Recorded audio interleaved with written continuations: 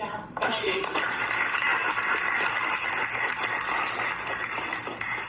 Grace, I believe you're next.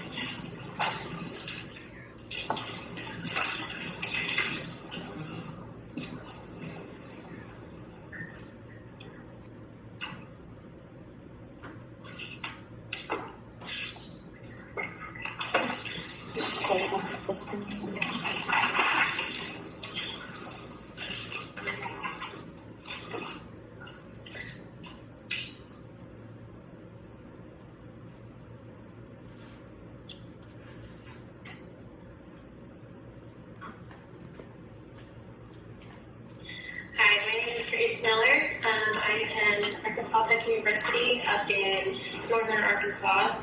I am currently majoring in criminal justice and criminology. I'm planning on focusing on forensics once I graduate in December. I was working with the Plant Diagnostic Center over in the Bioscience building this summer with Dr. Singh.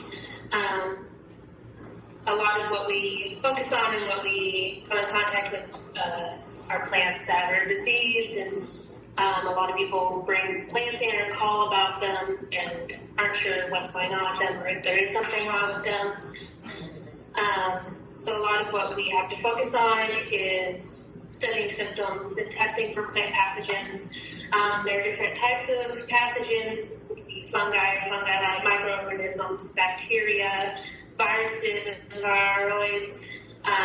There's also different grouping. It can be between foliage or soil-based. They can also be systematic or localized. Plant pathogens can heavily affect the quality and quantity of different types of food, such as wheat, rice, maize, potatoes. There's different percentages of certain foods that get affected.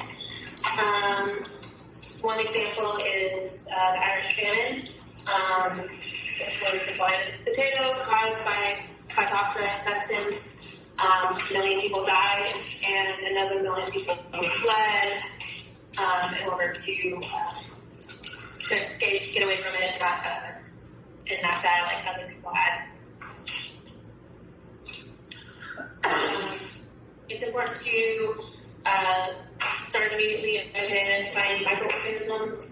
And this is just to kind of help start getting control of the diseases and trying to discover where they're coming from and how they're affecting everything.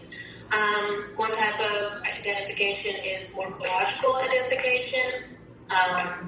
The thing with this type of identification is it requires a highly skilled taxonomist. There are some species that are just impossible to identify this way, and it can also take a lot longer to reach this conclusion with this type of identification. So what we used was molecular identification, which is usually required culture of the pathogen. It can be single spore or single colony culture. The DNA from the pathogen is extracted with a plant mini kit, which includes buffers, and it requires being centrifuged. And then the DNA that's extracted is amplified with the polymerase chain reaction test. We use specific primers, and then we use a gel to visualize that amplified DNA. This is just some images of what it looks like. On this one to the left, you can see the symptoms of the pathogen, just kind of brown spots speckled everywhere with white centers. You can kind of see some discoloration too. We took the sample of the symptoms. We took tiny pieces of each kind of area where it kind of went from healthy to diseased, and we planted it onto media to incubate it and encourage growth. What we kind of have to look for is how it's growing. It's best to be symmetrical, just to kind of be sure that nothing is contaminated. And then this image at the very bottom is what the single spore culture looked like once it was ready for extraction. We took that and then transferred it into tubes so we could prepare it for DNA extraction. Which, like I said, we used a planting kit. Once we got that extracted, there's certain protocol would go with the extraction. We used primers, ITS1 and ITS4, which are universal. They can be used for this single spore culture in order to be able to identify the DNA. The polymerase chain reaction test, it's the denaturation of DNA, which is just breaking up the linkages. Then it'll anneal the nucleotides, which is just combining double strands over and over, and then it'll extend the DNA. This is kind of a long process. It just goes through multiple cycles just to break it apart and put it together. And then we put the amplified DNA, we put it through the gel, and you can't see super well at the very bottom, but the numbers on the side show the intensity of the amplification. The higher the intensity, the slower it moves the gel, because it's when sitting in gel, we have a buffer covering it to allow it to go through. It travels down through the buffer, so the faster it would be, the quicker it would be to get to the finish throughout the time it takes to run the test. And then once we get the results from the electrophoresis test, we have it shipped overnight, and then we include the primers. In a few days, they'll give us our files that they ran through sequencing, and then we edit them. And this is what we use to edit those sequences. It's a bioedit sequencing tool. As you can see up here, you'll see, of course, the DNA, but you also see the ends, which is just kind of blank spaces. It's not important. And so what we do is we just edit that through. It's like edited. Okay. Through a alignment search tool where there is already pre-existing sequences. And then we just run this through. And this is where the results that we come up with. We had before is the query covers and the percentage of identification.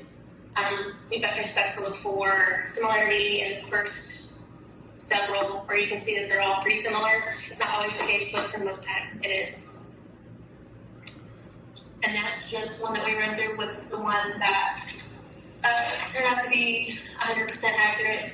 It aligned with all 144. There was no gaps. So it's consistently isolated from the tissue. We used Cook's postulate to prove the pathogenicity, which is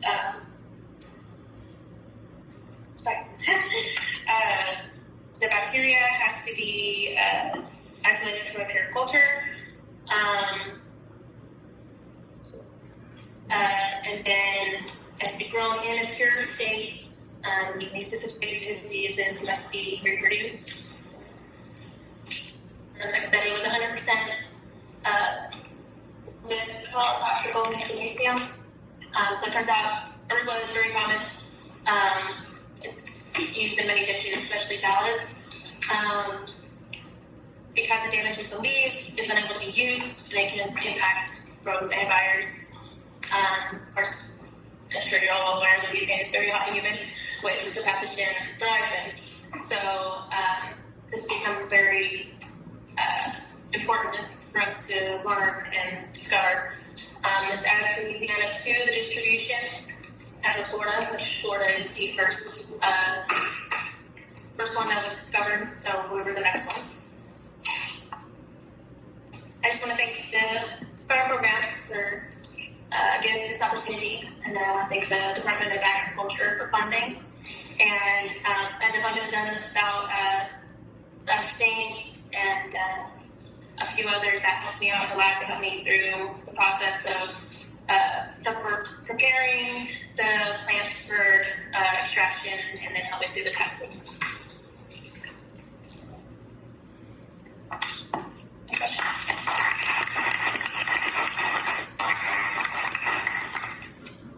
So why did you edit the sequence?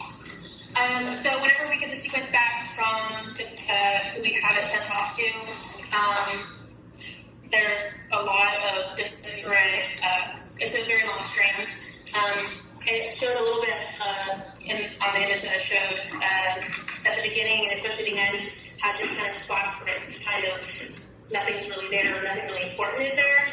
And also, whenever they send it back, there can be those spots in between each part, so we have to kind of view it and see if it's like making sure that the sequence is clear and nothing's in the way or gapping. So, how can what you did this summer contribute to your career in forensics and criminal? Right. So,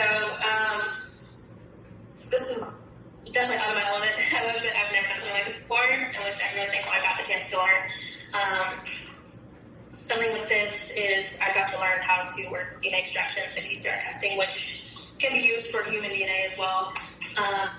So something like this kind of helped me get used to a lab setting and being able to test for illnesses and any possibilities of problems with DNA and just kind of issues that might come up. Any other questions? Great job, buddy. Well, she did so good. Quite here yet. We're waiting for it, so we're gonna squeeze Lindsay in. We'll just keep going until it gets here. She did so We can stay good. on schedule. She did so good.